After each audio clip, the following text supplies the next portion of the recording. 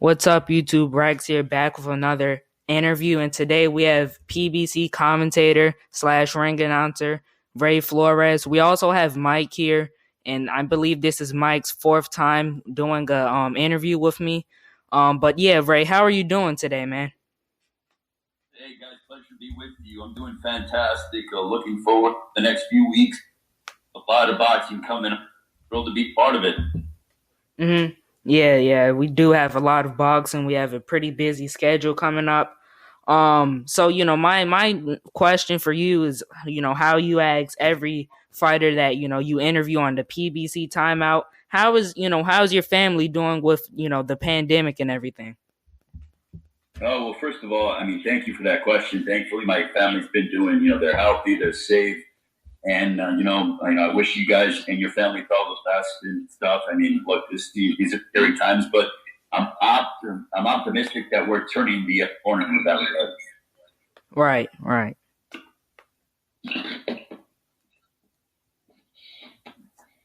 Yes, sir. Pleasure meeting you, Ray. Pleasure, man. My question for you is, what made you fall in love with boxing? Well, what made me fall in love with boxing was watching Julio Cesar Chavez Sr. I'm Mexican, and it was a big family gathering whenever Chavez Sr. fought. I remember being and watching, the fights against Hector Camacho, Maltrick Taylor, Greg Halgan, and watching him, go ahead and be victorious and climb up to have it home before he lost to the late great, and he ranked Randall back, and he were 994 at the TGB Gardner. Hold on, Ray. You were lagging for a second. Could you say that again? I said I grew up watching Julio Cesar Chavez Sr. It was a big family gathering that we would always have. It was a big, my mom, my dad, my cousins, grandma, grandpa, everybody would gather around and watch Julio Cesar Chavez Sr. And I remember his fights against the likes of Maltrick Taylor, Hector Macho Camacho, Greg Halgan, and watching him go and evolve and climb up to having a record of 89-0 before he lost to the late great Frankie Randall back in January of 1994, which incidentally opened up the MGM Grand Garden Arena. So, I remember those days, and it was unbelievable to watch him and what he meant to, the country of Mexico, what he meant to Mexican people, what he meant to the sport of boxing. And that was a big thing that got me involved and really kind of bit the bug bit me regarding boxing. Right. Yeah, it sounded much better after, you were lagging. But yeah, it'll stay there for the rest of the interview, hopefully. But, for me, I don't know if you guys know, but I want to be a commentator when I grow up, or maybe even, go hop into the field of sports. Now, my question for you is, what got you into commentating overall? Well, what got me into commentating is the fact that I realized maybe early on that I wasn't athletically gifted to make it to that next level. So I asked my dad, I'm like, how do I stay involved in sports, and make this my career? And he goes, well, why don't you be a sportscaster? And this is when I was 5, 6 years old. And I started watching the greats, the Marv Alberts of the world, the Jim Lampleys, the Steve Alberts of the world, watching Pat Summerall and John Madden and Bob Costas and those guys. And I really paid attention to it. So early on, I kind of knew what my calling was. Okay. That's great. That's great to hear. Great to hear. Is that how you fell in love with commentating also, or was it like the more you got into it, you started finding more passion and more love for it?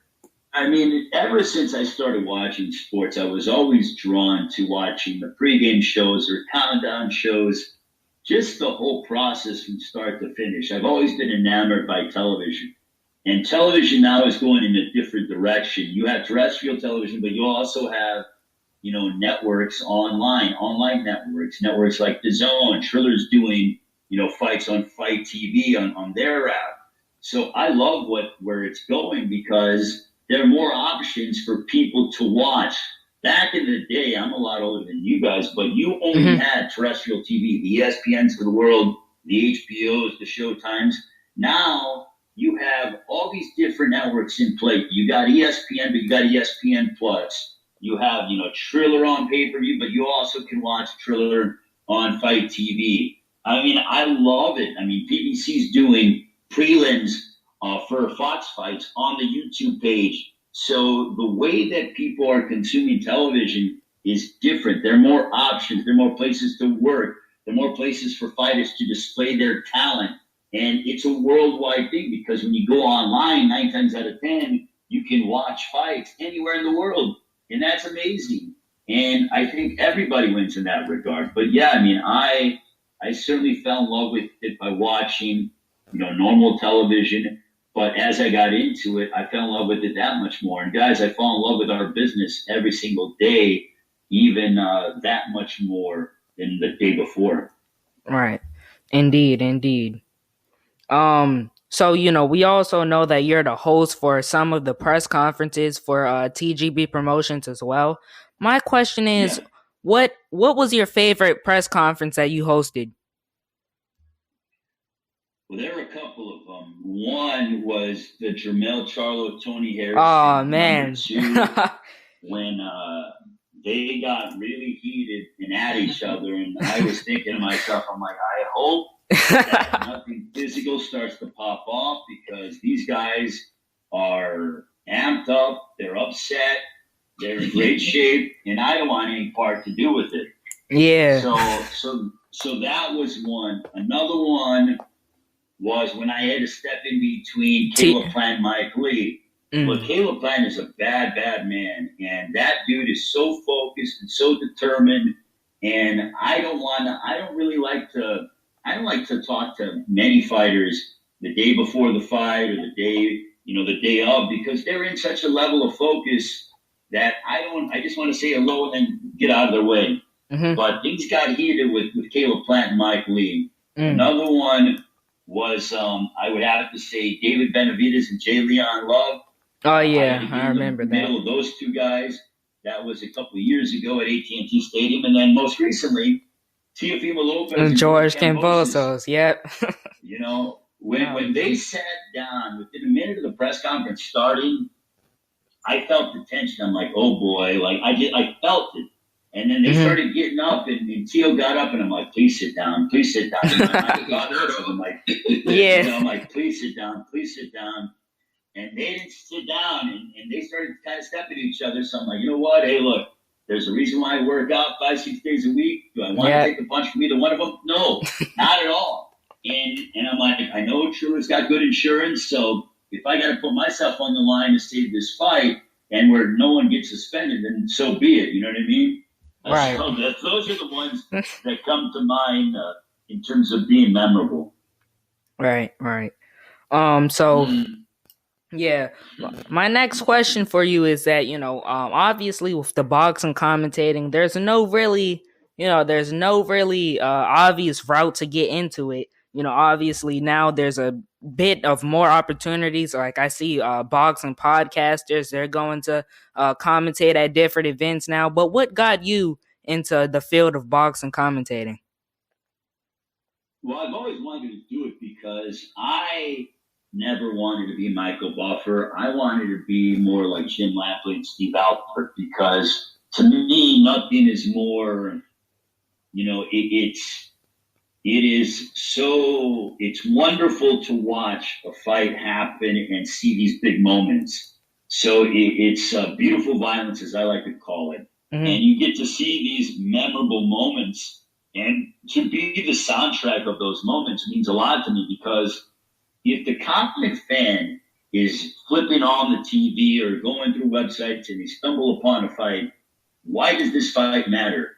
A punch is a punch. That's simple. But why does this moment matter? And that's why I am so honored to have that responsibility as to curtail to the audience why this is so significant, what you're watching, why you should be excited, why you should be privileged to be able to watch these two gladiators go at it and see them have their significant moment. I have been a part of so many memorable moments in the careers of fighters, and it's like, thank you to them. It's my way of saying thank you for your sacrifice. Thank you for putting yourself on the line. Thank you for displaying your talent and showcasing to the world why boxing is one of the greatest sports on the planet. Dana White says this, and it's the truth. You put a basketball game in England, not many people care. You bring soccer to the United States, not many people care. You put hockey in, Mexico, not many people care. You put two guys with boxing gloves going at it anywhere in the world, and people are going to watch. They're going to stop, and they're going to watch because it's the truest form of sport. That's what I love about this business.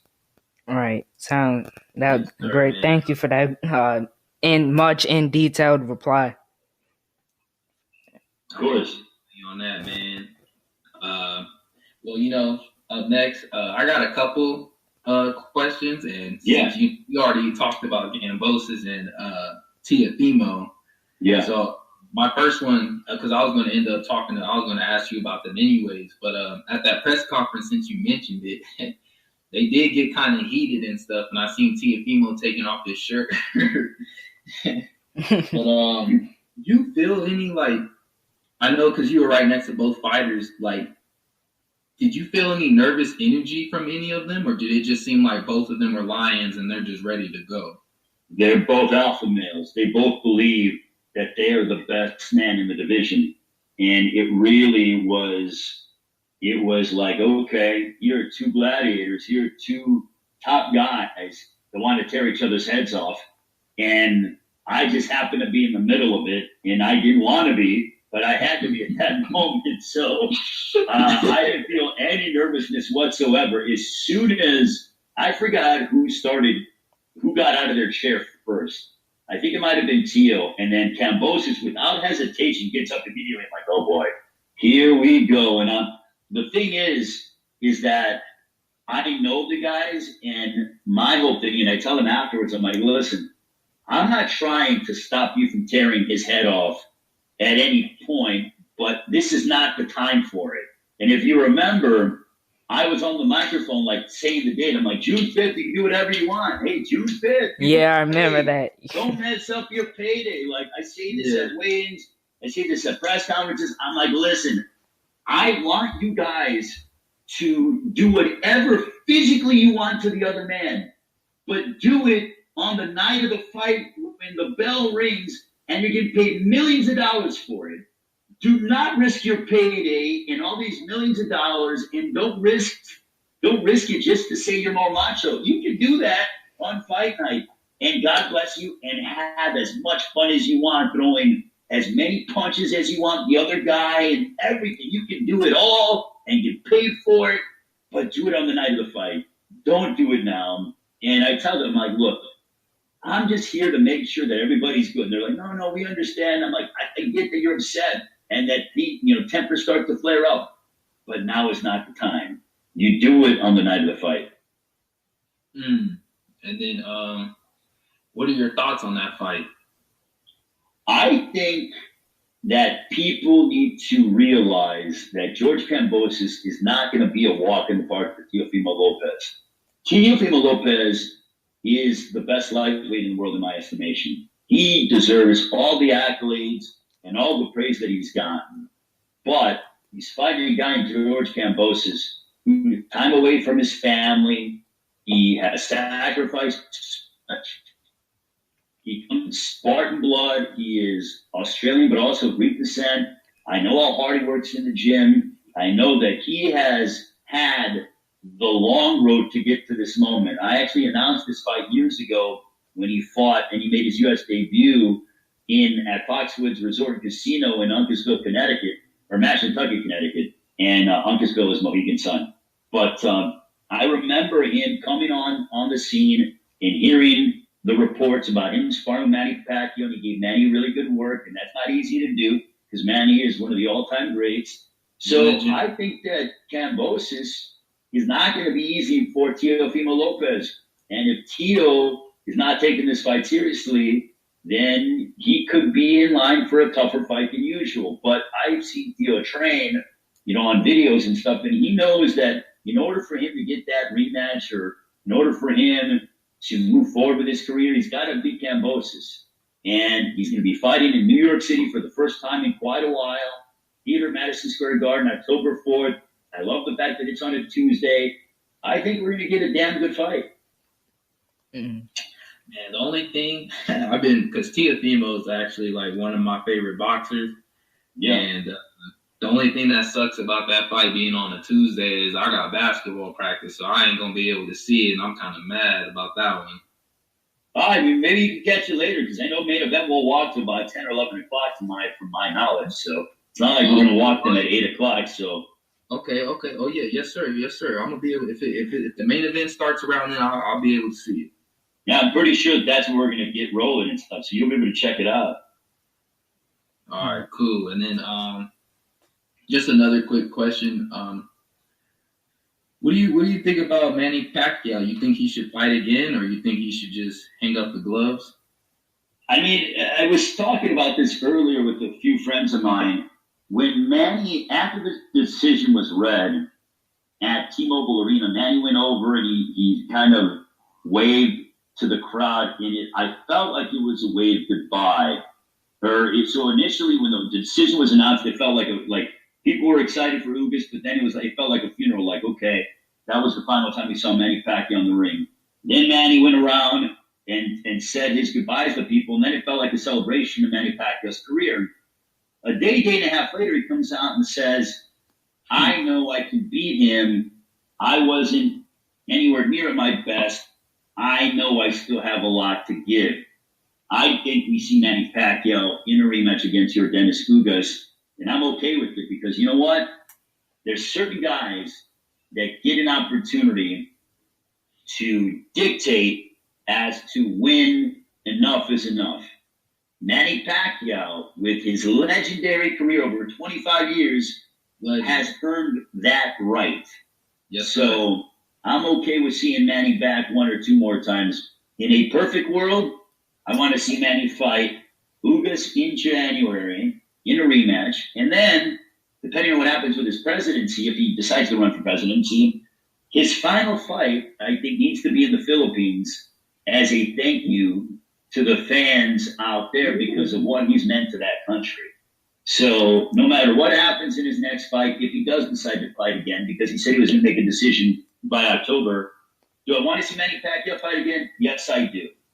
Do I want to see him fight Ugas again? I'm good with that too. I'm fine with that. Do I want to see Manny Pacquiao fight two more times? Yeah, because I want to see him fight in the Philippines, and I want to see 100,000 people there, and I want to see the fans and that country embrace him, physically, and not just having to come to Las Vegas in the United States.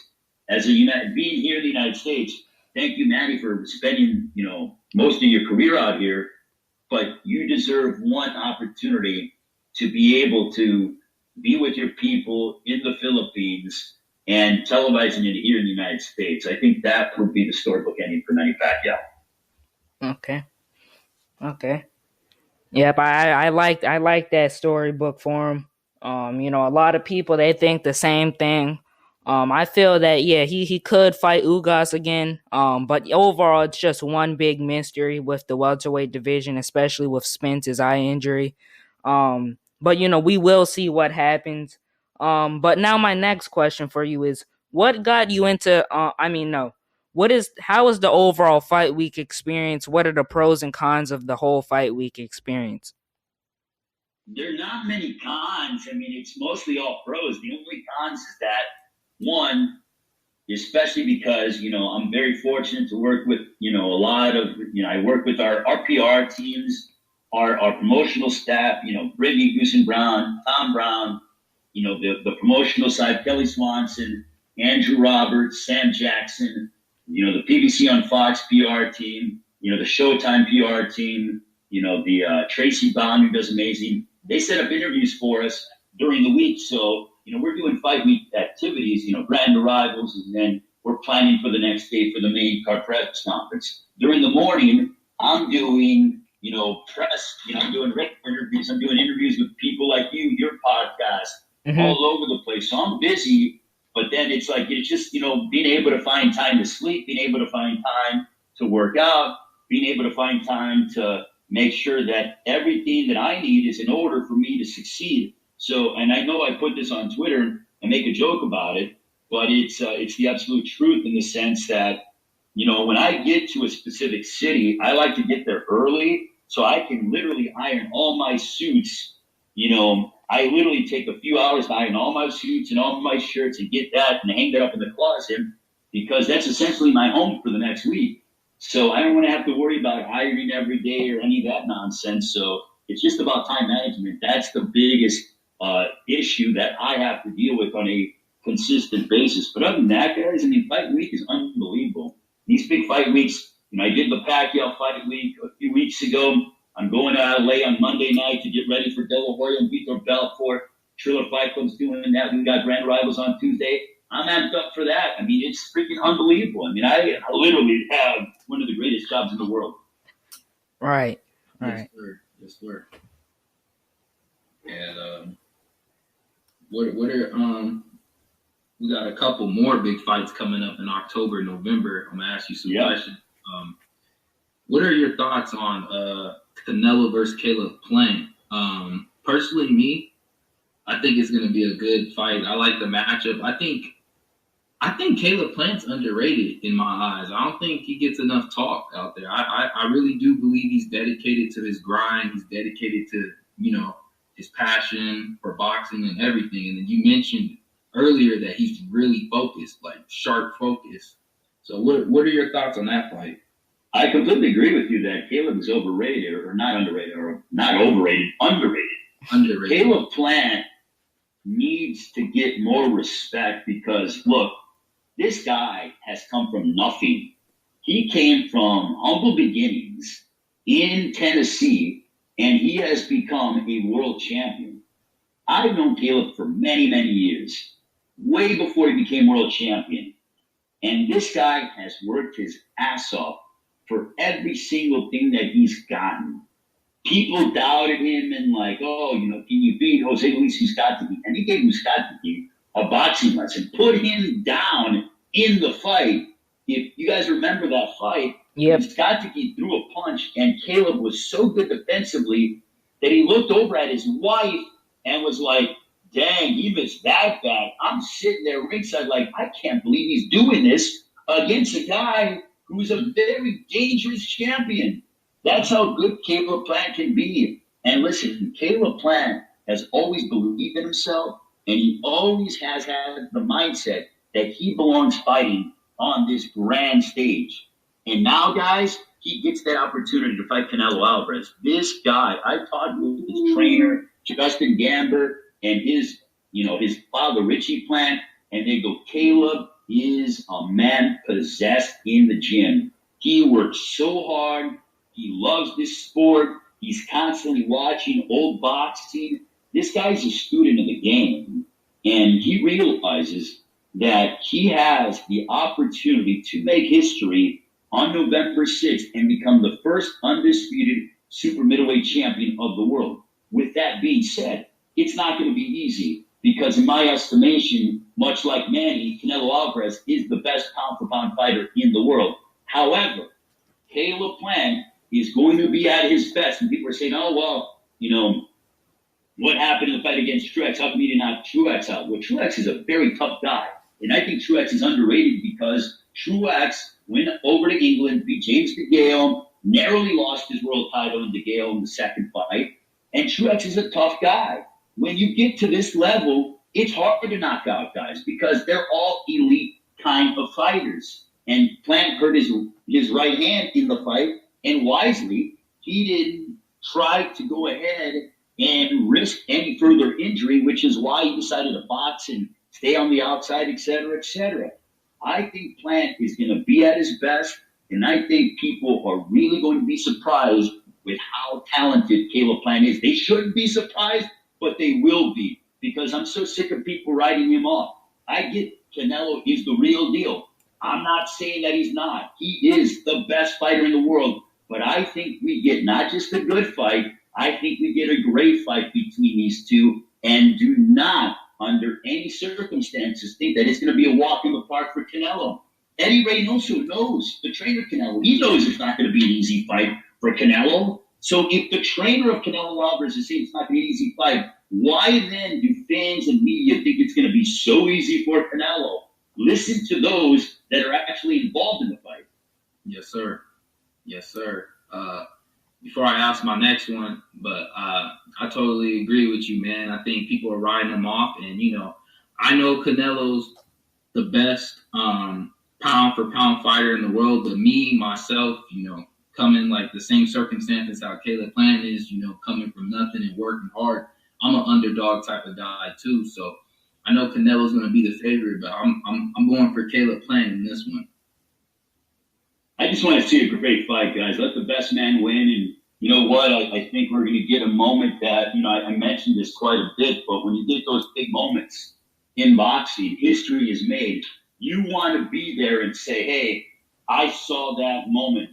And I think November 6th will be exactly that. We're going to get a historical moment in boxing, and I'm very excited for it. I can't wait. Guys, we still got Wilder Fury. We got so much going on. I mean, next week we get the return of Oscar De La Hoya against Vitor Belfort. I mean, this is just a heck of a, fall schedule that we got coming up. And that was going to be my next question. What do you think about your thoughts on Wilder versus Fury number 3? Well, we talk about not writing guys off. And listen, the media and just in general, people have been writing Deontay Wilder off left and right. And to me, in my mind, I'm like, are you guys crazy? What is wrong with you? Because Deontay Wilder was the heavyweight champion of the world for 5 years. And people are going to come back, and I'm going to tell you what the counter argument's going to be. They're going to say, well, who did he beat? Blah, blah. Well, he beat Luis Ortiz twice. And he beat every mandatory challenger that the WBC set forth in his path. So if he's beating the mandatories, how can you hate on a champion? And he was an Olympic bronze medalist. And people say, oh, well, he doesn't have good boxing skill. Well, how do you not have good boxing skill when you win the bronze medal in the Olympics? Like, what? And then he has one of the highest knockout percentages in boxing. Again, why are you doubting him? And people are like, oh, well, he said this and that. I really look, everybody's entitled to their own opinion. At the end of the day, they're fighting a third time, and both Wilder and Fury got to back it up. And I'm going to tell you this, Deontay Wilder is now training with Malik Scott, his new trainer. Malik is one of the brightest minds that I've been fortunate to be around. And Deontay looks like a machine. This guy understands what opportunity he has in front of him. There was general disdain between him and Tyson Fury. And Deontay Wilder is the kind of guy that is so focused and is craving getting his world title back. Because he was the champion for 5 years. When you're the king of the mountain for half a decade, you don't know anything else but what it is to win. People have written guys off many times after one loss. Let's not do that when it comes to Deontay Wilder. I'm not saying Tyson Fury isn't good, because Tyson Fury is fantastic. And he deserves the kind of, again, like very much like Canelo Alvarez, the praise that he's earned. He's earned it. But Deontay Wilder, he's a bad man. We better not count him out. Mm-hmm. Yes, sir. Yep. What do you think the Bulls will do this season? Obviously, you're from Chicago, and the Bulls made some really good signings over the offseason. What do you think they'll do this season? I'm surprised that they made the moves that they did, guys, because this is very unlike the Bulls. I mean, for years, we had, Gar Pax running the show, and they ran it into the ground. And now we got Artus and, that brain trust now. I love it. I like what I'm seeing. I think with Lonzo Ball and DeRozan and, even I can't believe we got Alex Caruso. I think to be a guy that, helps out off the bench. That was Zach LaVine. And, I'm excited to see what happens. Patrick Williams, I think, is going to be take that next step over the course of his career. I think Lonzo will help him out significantly. And there's some buzz at the United Center. I don't know if they're going to be a top 3 team in the Eastern Conference, but they're going to be good. And I'm cautiously awaiting to see what happens over the course of the season. Right. So obviously 2021, the year is winding down. We have some pretty good fights, including, Jaron Ennis versus Thomas Dulorme. That's a fight that's just announced. But what are some fights you want to see, maybe some of the fights to fill out some of these Showtime triple headers or something? What are some fights that you want to see made by the end of 2021? That are not announced or that have been announced? That are not announced. Well, I mean, we got a first bid coming up, over the next few hours with, Terrence Crawford and Sean Porter. I want to see that fight by the end of the year. That's something that I think is going to be, I think it's going to be an unbelievable fight if it were to happen. Another one, I want to see what happens with, if Errol Spence comes back, or when he decides to come back, when he gets cleared.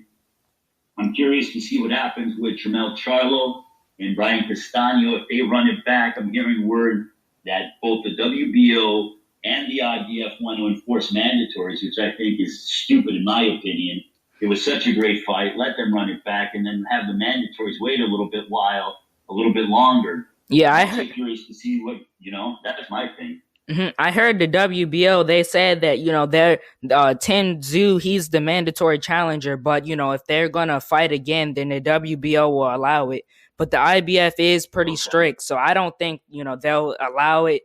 But hopefully Jermell gets past the Russian dude, and then, they can run it back. Yeah, that's what I'm hoping for too, guys. I want to see them run it back, early next year. I'd love to see it next, but that doesn't appear to be the case. I'm curious to see what happens next with Montes Staniones. I like him a lot at 147. I think he's super talented. I think he can really be a force. Also, Jesus Ramos, if he gets past Brian Mendoza, he's another young budding star.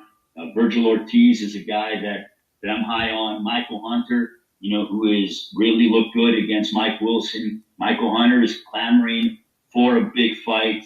And there's so much. Honestly, guys, I'm so damn excited about everything because I think boxing is in the healthiest state that it's been at in a long, long time.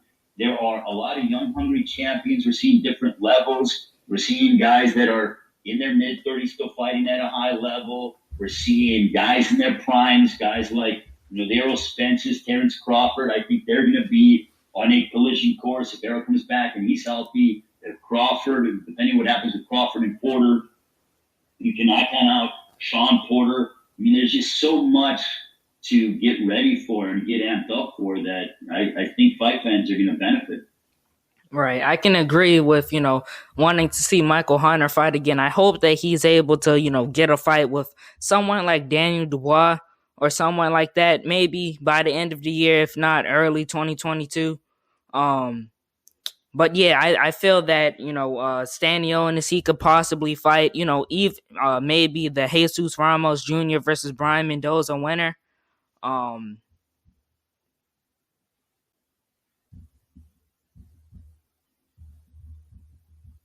Hold on, my Zoom just crashed, guys. I'm gonna join it back.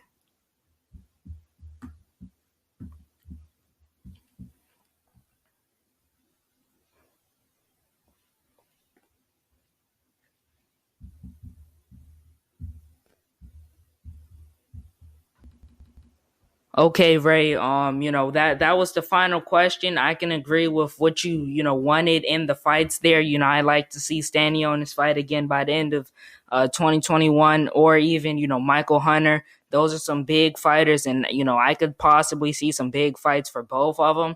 But that was all the questions we have. Thank you for taking the time out of your busy schedule to take this interview. And Mike, you have any last words?